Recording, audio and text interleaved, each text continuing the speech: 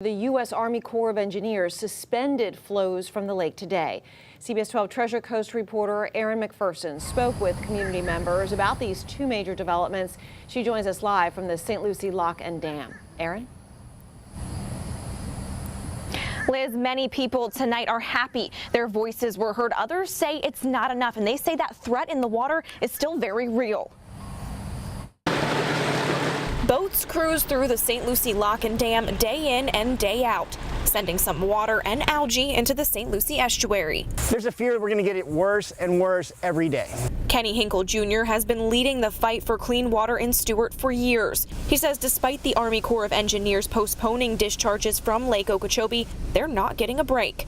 We're still getting beat up. They just aren't sending it from the lake right now. But it's still lake water that's stacked up for 26 miles all the way out to Port Mayaca. The Army Corps was supposed to start discharges today. How can the federal government discharge this sort of polluted water and get away with it? But with Lake Okeechobee 90% covered with algae and the demand from the community to stop the discharges, they decided to wait. We made some noise and they did listen to us. They're pushing back the release date to, quote, conduct a full assessment of system conditions. I think we all know what the answer is, and that's keeping water flowing south 365 days a year. While many are celebrating the 3-day reprieve, Kenny says he will not celebrate until the discharges stop for good. I'll celebrate when we can store, treat, and convey the water to the Everglades where it needs to go. Coming up on CBS 12 News at 6, hear how people in the community feel about Governor Scott's issue of the state of emergency.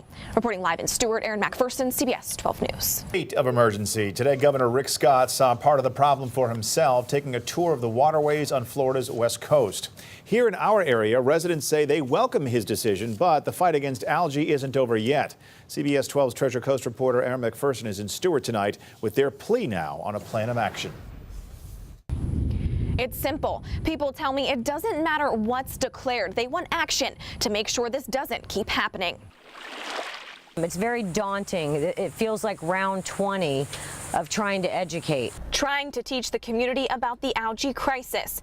Carrie West says she got involved years ago with Save the Indian River Lagoon, and slowly more people joined the movement.